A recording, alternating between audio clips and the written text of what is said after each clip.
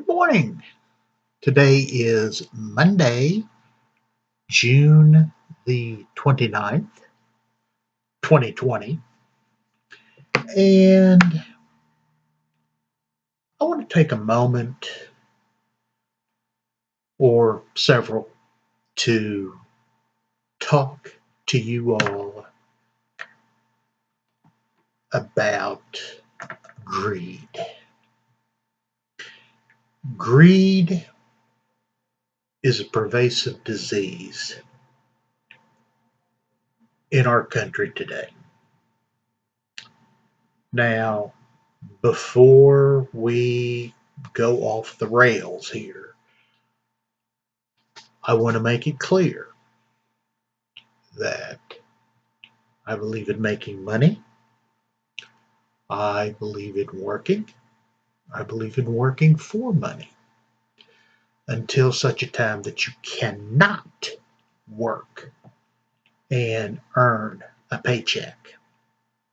So, that being said,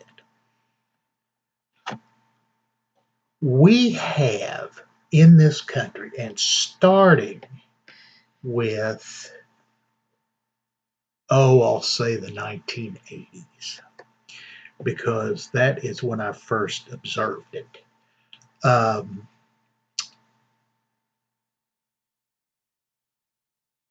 the age of the corporate raider, mergers and acquisitions, uh, buying a company and taking it apart. Those things all was the brainchild of the 80s. So we not only was a lot of money being made that way, but also we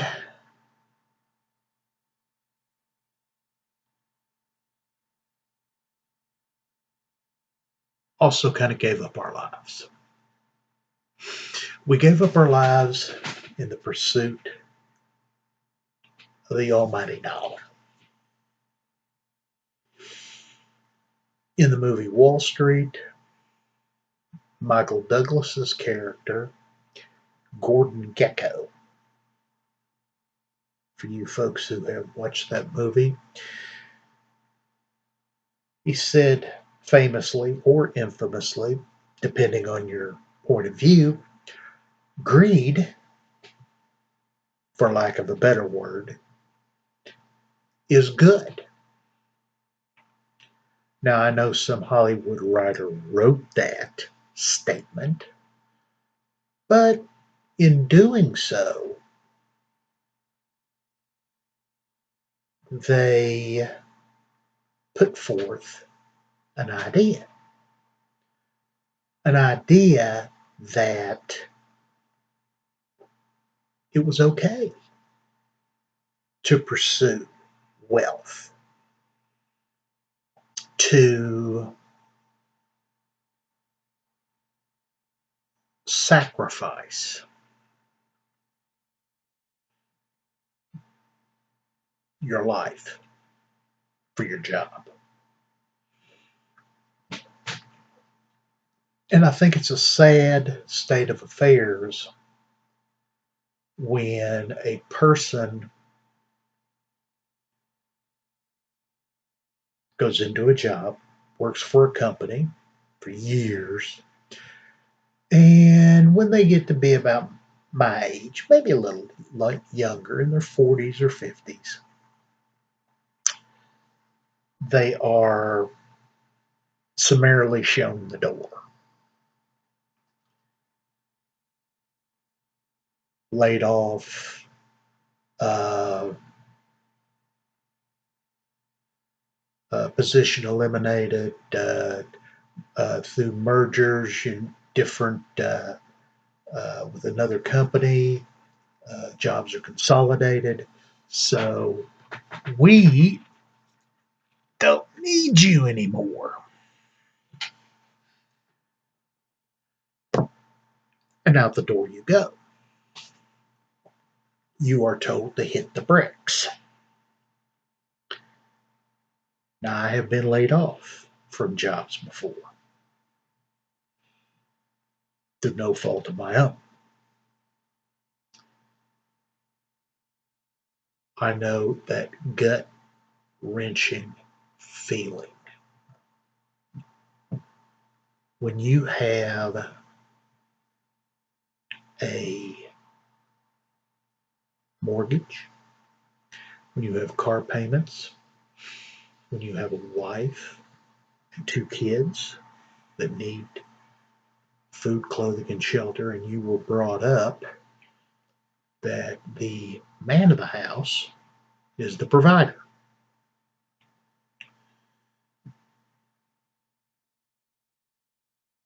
It does something to a man when they are laid off or their job is done away with.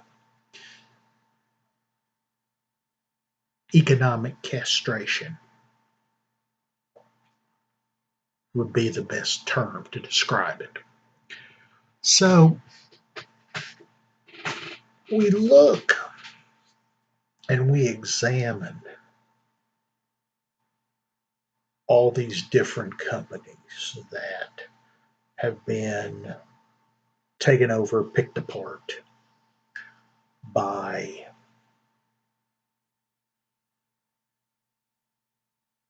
corporate raiders or another company. Um, and what can you do? Not a whole lot. I'll tell you that right now.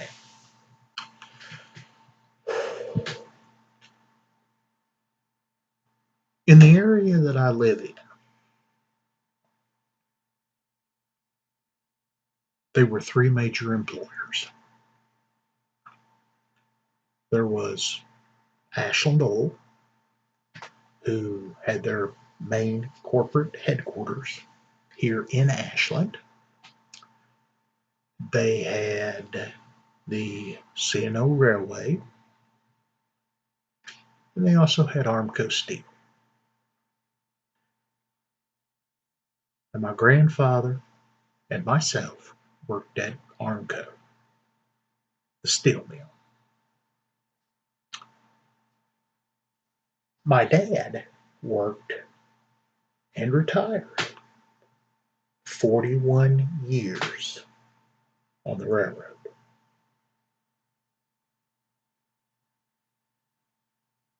My grandfather worked 30 and he retired.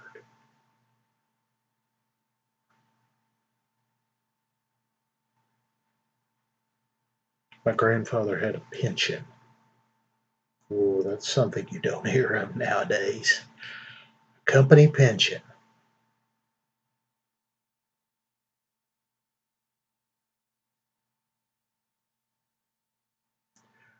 But as for myself, I only got to work there for 5 years. Just barely, barely made the cut to be vested in a pension.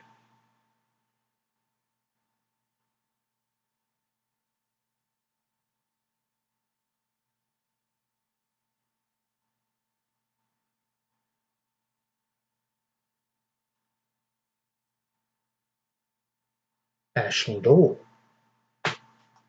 kind of the big kahuna of the three, they merged with Marathon Oil, which is a division of United States Steel.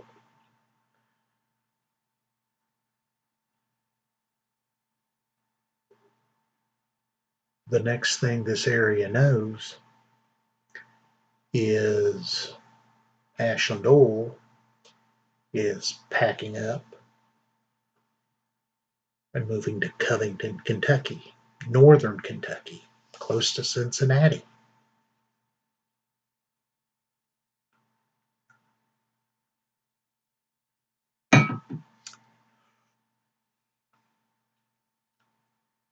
Armco Steel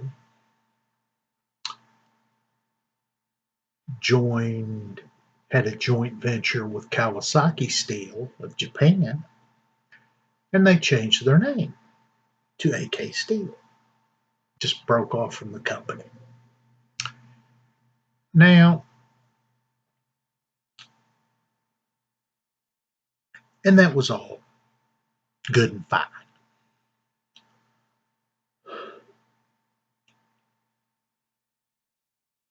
Until July 31st, 1992. I remember that day like it was yesterday. That was the day that they shut my department, the hot strip mill, down. And in doing so, laid myself and 1,500 of my union brothers and sisters off permanently.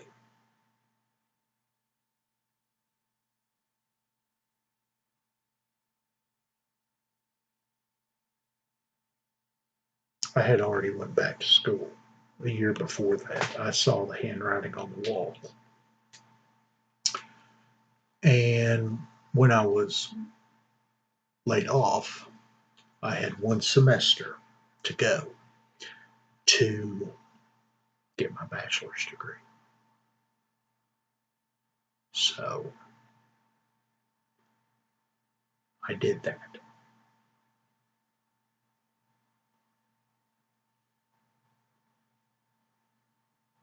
And when I got the bachelor's, I found that that wasn't enough.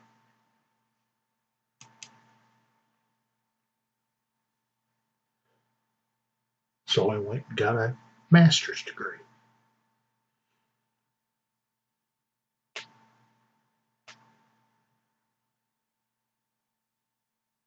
Did that for 2 years. Then I found that that master's degree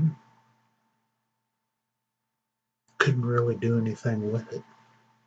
So I went back and got a second master's degree, this time in social work. Became a psychotherapist, which I did for 22 years. And I had a wonderful, wonderful experience doing that.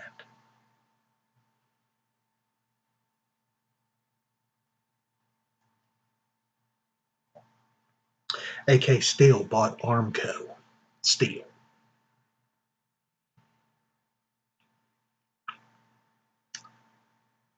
And now Armco or AK Steel has been bought by uh, some company in Cleveland, Ohio. I forget what it was.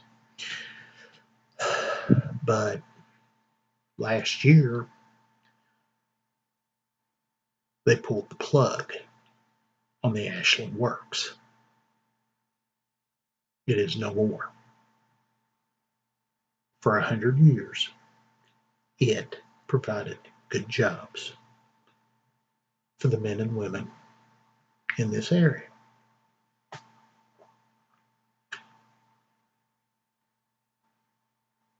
Now, the C&O Railway, I don't know quite how to describe that. They merged with the Baltimore and Ohio Railway and the Western Maryland Railway in the 1970s, for the Chessie system. Then they merged with a few other railroads till they became CSX Transportation.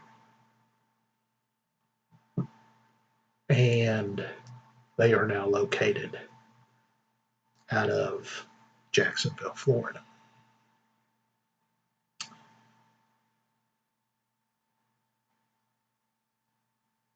Well, Back in 2016, during the presidential election, um, candidate Hillary Clinton pretty much told the coal miners that they would be put out of work. New technology, new sources of energy had been found, and coal was no longer going to be king for America's energy needs.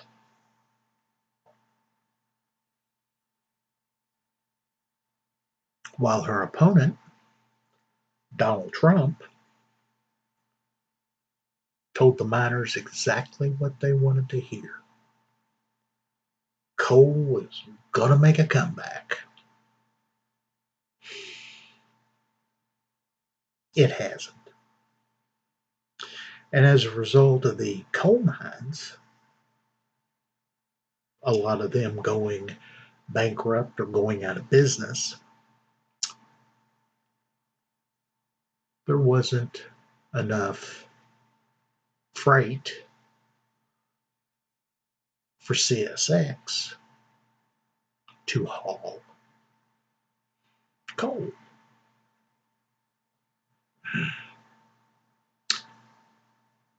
Now, I don't know about you, but if you don't have freight to haul or you don't have coal to haul, somebody's losing their job. And a lot of people got laid off. They downsized a lot of places. They downsized their locomotive repair shop. They moved it to Huntington. They mothballed a bunch of locomotives because it wasn't making very many runs anyway.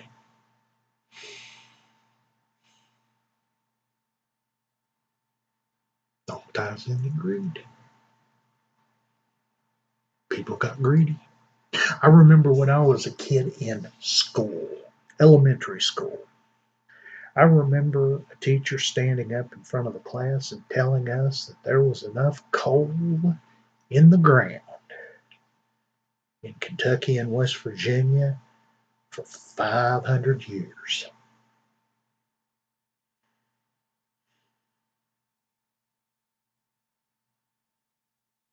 Boy, 500 years passes a lot quickly.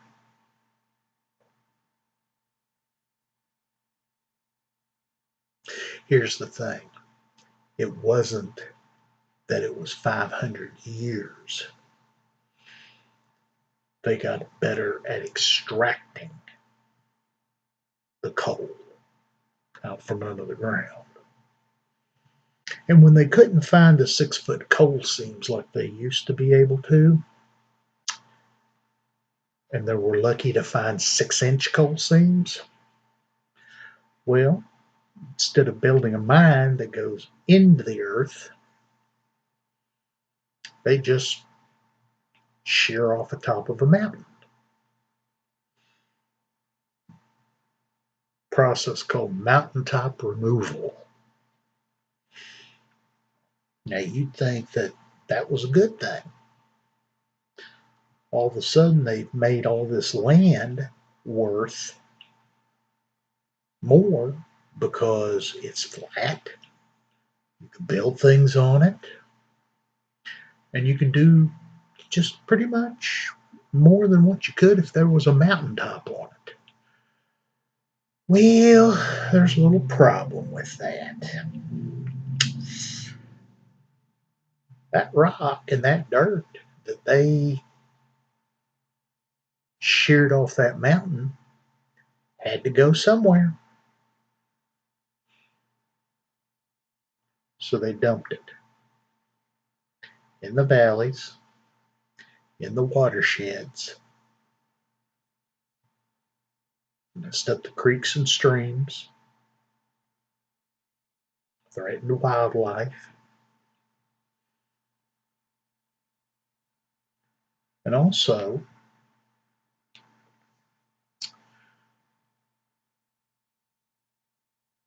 when you blast rock and dirt out of a mountain, it makes ultrafine particulates.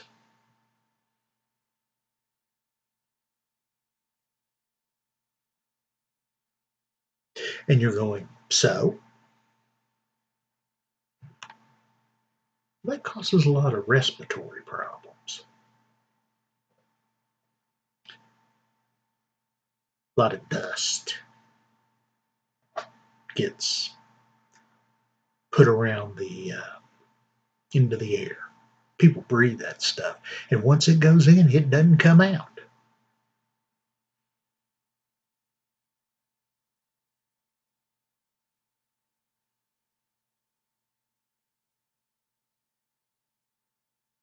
So you have the environmental impact.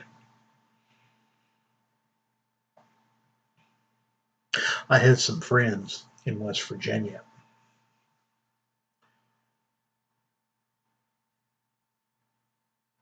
that belong to Cold River Mountain Watch. You can pull them up on the internet and check them out. That's Cold River Mountain Watch.com. And it kind of gives you an education about what's what when it comes to mountaintop removal and the devastation that it rains on those communities. Again, goes back to greed. So we had people who traded their family lives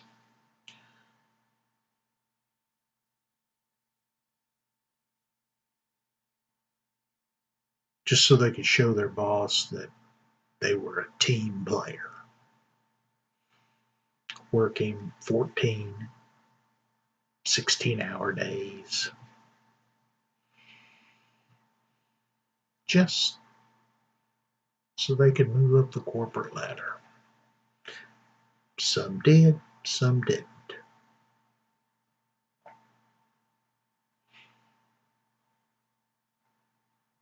The folks who did that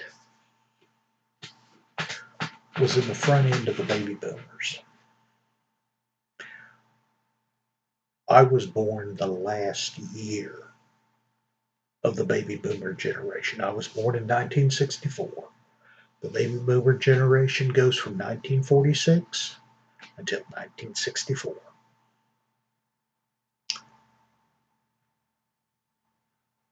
The folks who were on the front end of that literally screwed up our economy to the point where succeeding generations didn't have a snowball's chance.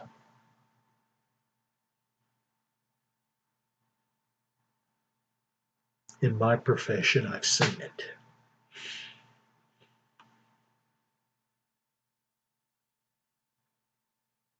I've seen it. Not only have I seen it, but I've also experienced it.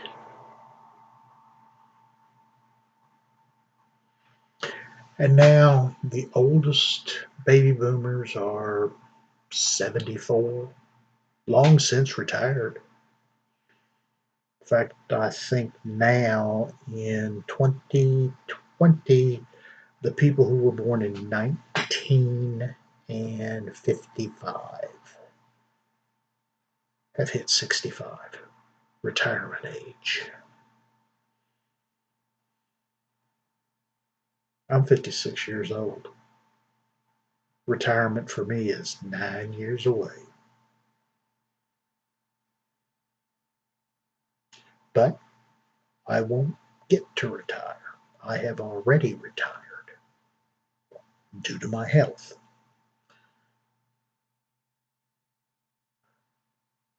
and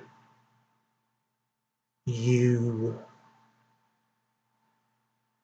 when you have a major health event, such as a stroke, no matter how mild it is, there's going to be some residuals. Mine is short term memory and right sided weakness.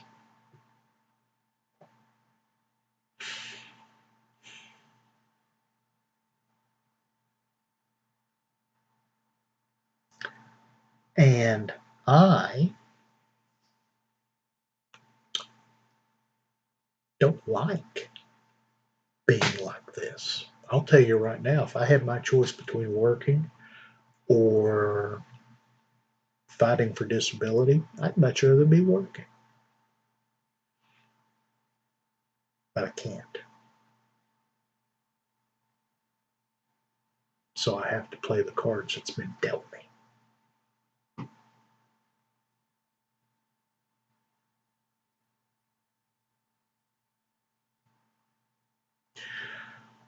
My grandson, bless his little heart, he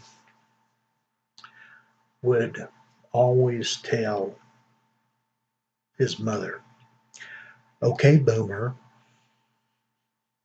He said that one time when he was over here visiting, I live with my parents to help with take care of my mom who suffers from Alzheimer's and Parkinson's.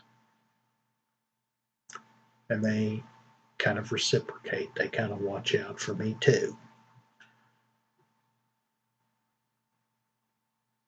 My grandson looked at my daughter, who's a millennial, and he said, "Okay, boomer." And I stopped him.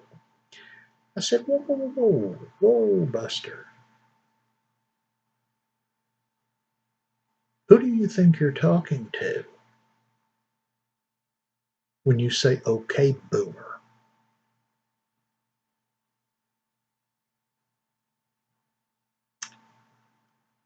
He said, "My mom." And I said, "She's not a baby boomer. Neither is Nanny and Peppa are." I said, "Out of all the people that's sitting in this room right now, there is only one baby boomer, and that's me."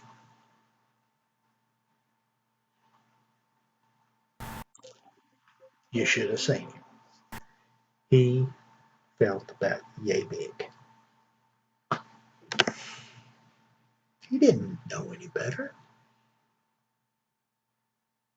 But it just goes to show you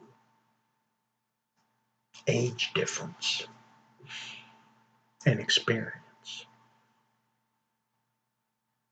What kind of world did we leave our grandchildren? And I'm talking to the baby boomers now. Anybody that happens upon this and is listening to the words that I'm speaking, what kind of world did we leave for our grandchildren? Minimum wage jobs that you can't even rent a one bedroom apartment in any state in the United States. None. Cannot do it. No health insurance. No employer provided health insurance, I should say. If it wasn't for the Affordable Care Act, otherwise known as Obamacare, people would be out in the cold when it came to health insurance. But yet, just last week, Donald Trump and his Justice Department filed a brief with the United States Supreme Court trying to do away with the Affordable Care Act. And this is, oh, by the way, during a pandemic. 22 million people would lose their health insurance. Trump's a baby boomer. What's he care? He's got his. The rest of us, meh, whatever.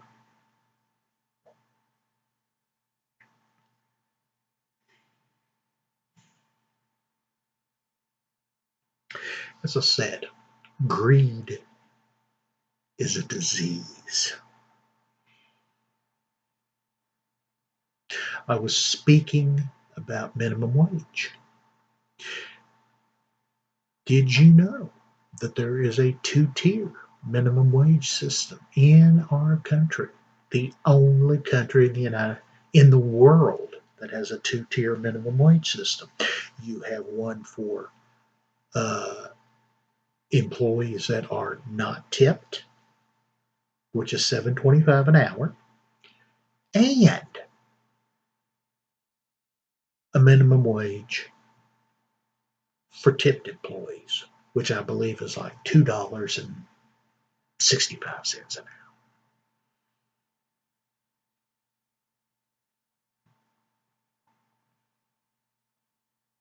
That's pathetic.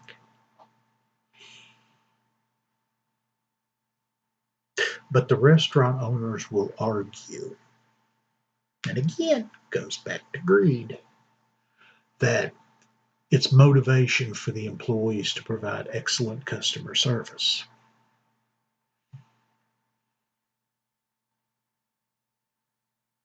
Maybe, maybe not.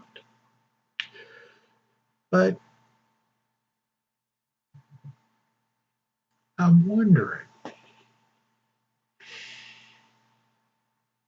and I don't know how it is in your town, but Sundays after church, everybody packs into the car and goes to their favorite restaurant.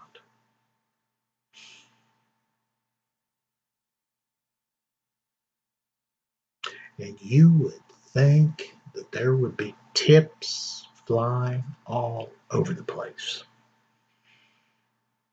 Kids, have got something to tell you. Church people are the worst tippers, and they are the rudest individuals you'll ever want to meet. I think it's because they had to be good for a couple of hours when they were in God's house. They got to make up for it now.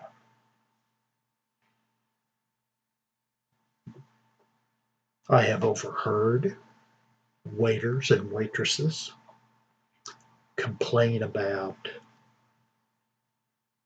this last customer stiffed me on my tip. Instead, they wrote at the bottom of the check, God bless you.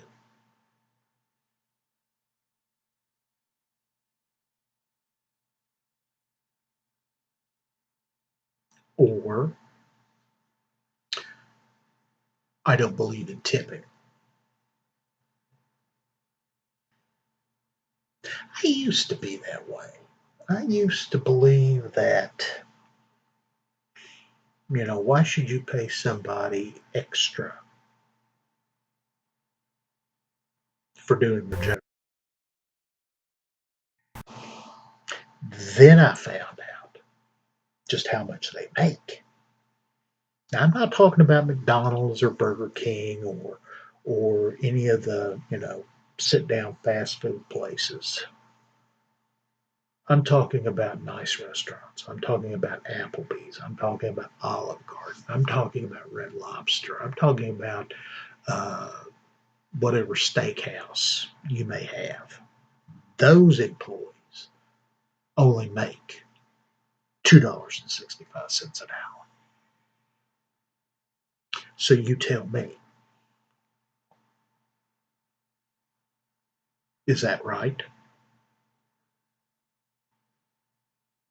And I'll give you a little history lesson right now, free of charge.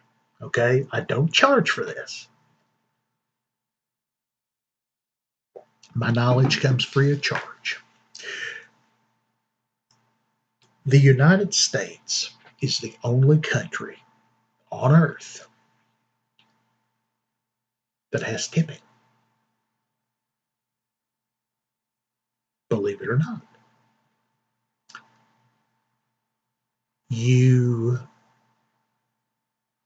tip, you go to Europe, you go to Australia, you go to some other country, and you tip the wait staff, they are insulted because they're paid a living wage.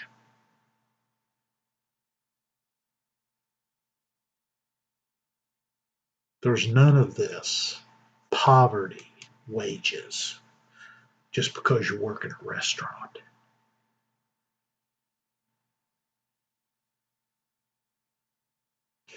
You cannot, you cannot justify it. But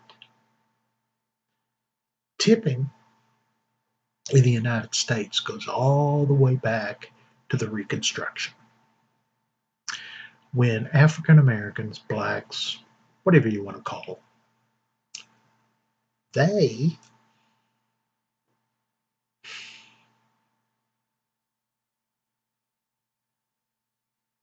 got paid a lot lower rate than their white counterparts, and they were expected to make it up in tips. And the only jobs that they were allowed to have were like restaurant workers, uh, barbers, uh, uh, porters on the railroad. Well, what's a porter? A porter is the individual who is responsible for loading your luggage in the baggage car. That's what a porter is. And that's where we also get the porterhouse steak.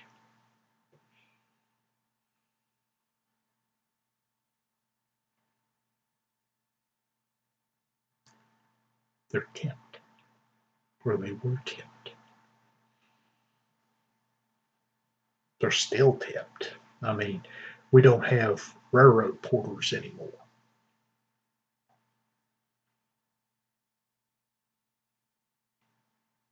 But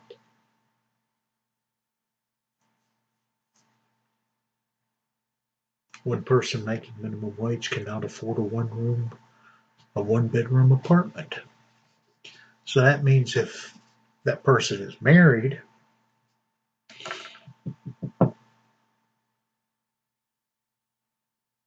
both she or he and their spouse must work. And heaven forbid, that if they have a child, that child gets sick because most restaurants have a very strict attendance policy.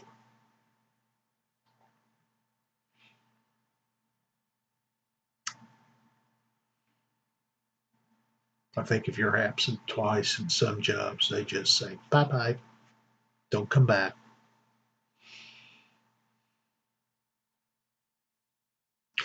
And you know, any parent knows that kids are going to get sick. Just as sure as the sun rises in the morning, a child will get sick.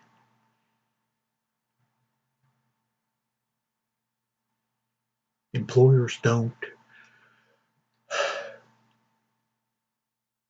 employers don't even give them 40 hours a week.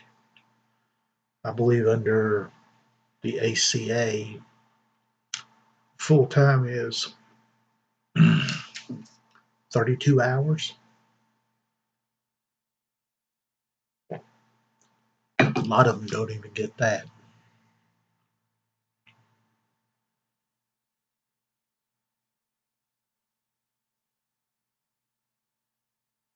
Are you mad yet?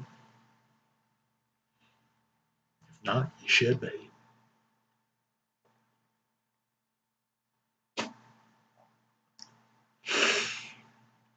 When three people in the United States controls more wealth than the lower 98%, something's wrong.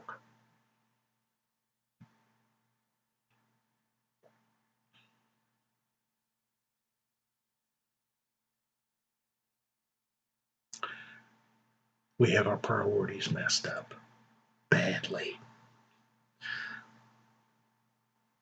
We're always wanting to get a bigger house, a better looking car, sportier car, the latest iPhone. This ain't the latest iPhone, oh, by the way. So I was just using that as an example. But we're spoiled. We're spoiled rotten in this country. When COVID 19 hit and the economy was shut down, nobody had any money, and the unemployment rate is still at Depression era numbers, percentage wise. So I want you to think about that as you go along your daily routine.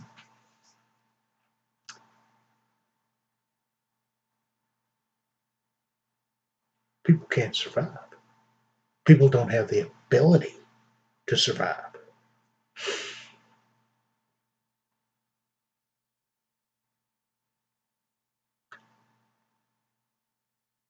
I, like a few of us, we know how to have a garden, we know how to hunt, we know how to fish. So we can feed ourselves.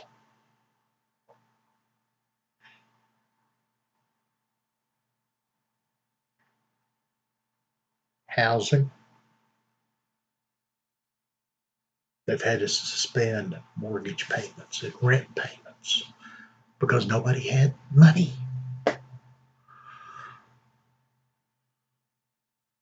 And it just goes to show you the old saying that most people are one or two paychecks away from being in dire straits. It came true.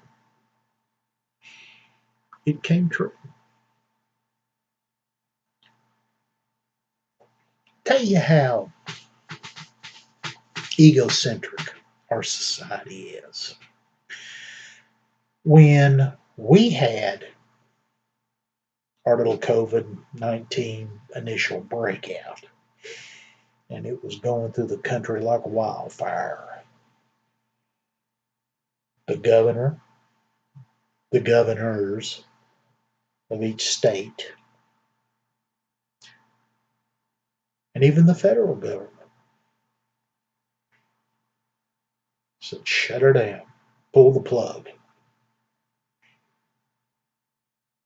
People's health's more important. Well, that lasted about a month.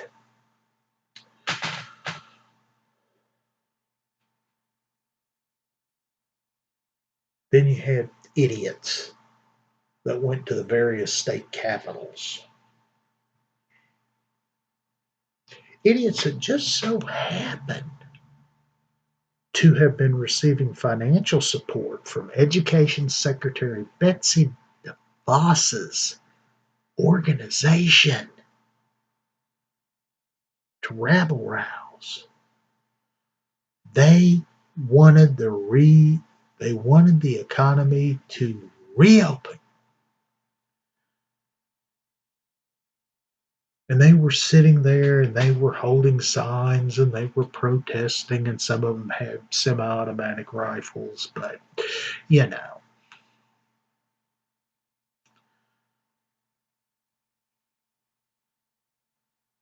some of the signs said, I need a haircut.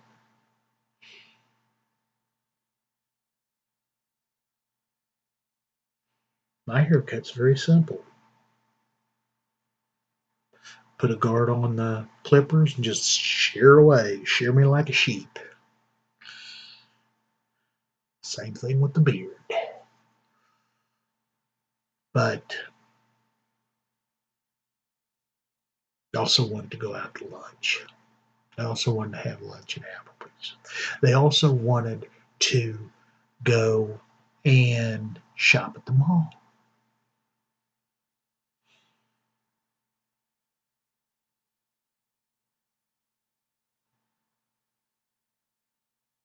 Why? Not because they truly wanted it, but because as part of the stimulus package, not only were they getting their unemployment benefits, which amounts to about 60 to 65% of your base of your take home pay, but they also were getting a $600 kicker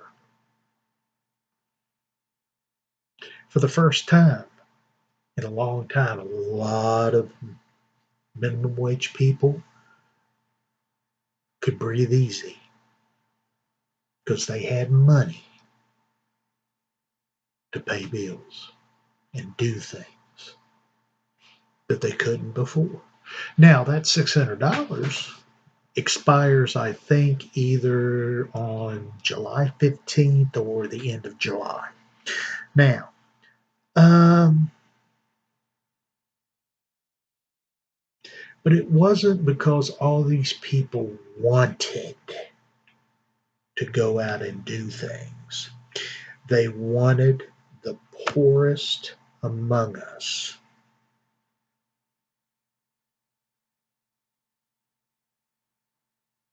to remain poor.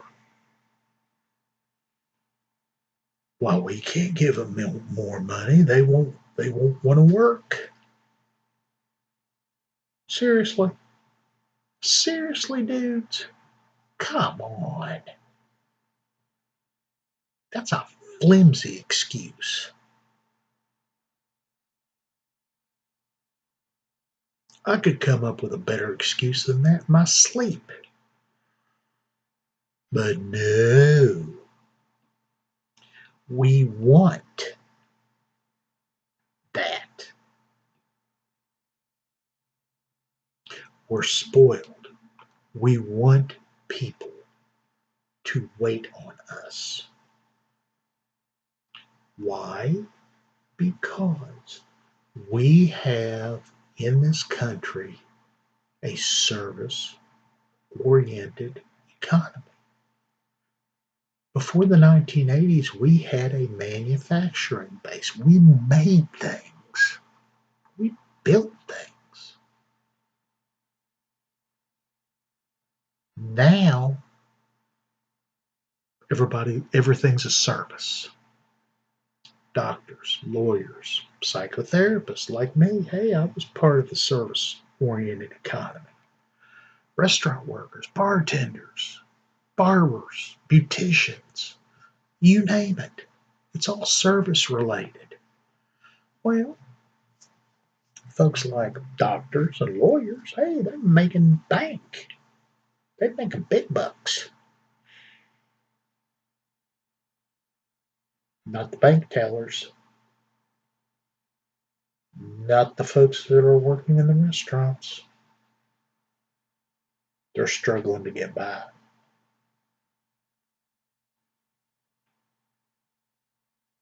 That's why I'm in favor of a basic minimum income so we can have nice things so that everybody in this country does not have to worry about things like viruses coming in and pandemics and totally throwing the economy out of kilter. Sounds simple enough. Yeah, but that smacks of socialism. Well, yeah, it does. But the one thing that people don't like is if they think that somebody who they deem as unworthy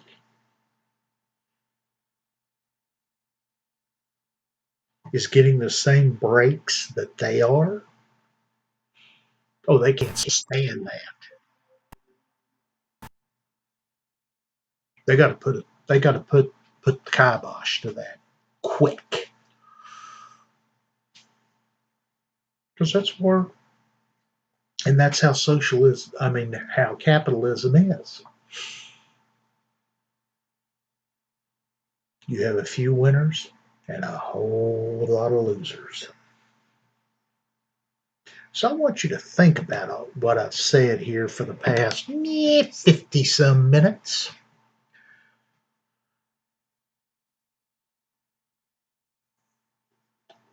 I've thrown out some good food for thought. I want you to think about it. I want you, while you're doing your thinking, to do a lot of soul searching. Just how greedy am I?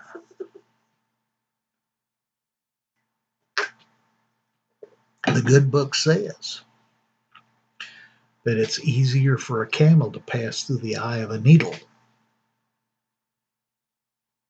for a rich man to make it to heaven. So there's where our priorities are. We are greedy. We are terribly, terribly inept at compassion now. Everybody wants something. Everybody wants more. That's a sad state of affairs when you get to that point in your life. So, thank you all for listening to me. And if you like what you hear, hit the subscribe button, ring the bell so you'll get notified when I lay down new content. And please, please, please, if you get the chance, go to Amazon.com, type in my name, Dwayne, Dwayne, D. Willis. It will take you to my author page. I have 2 books that are for sale, and I would strongly encourage you to at least buy the Kindle editions if you like electronic media. If you like the regular good old fashioned book, I have it in that format as well. So until next week, have a good week, and we'll talk to you later.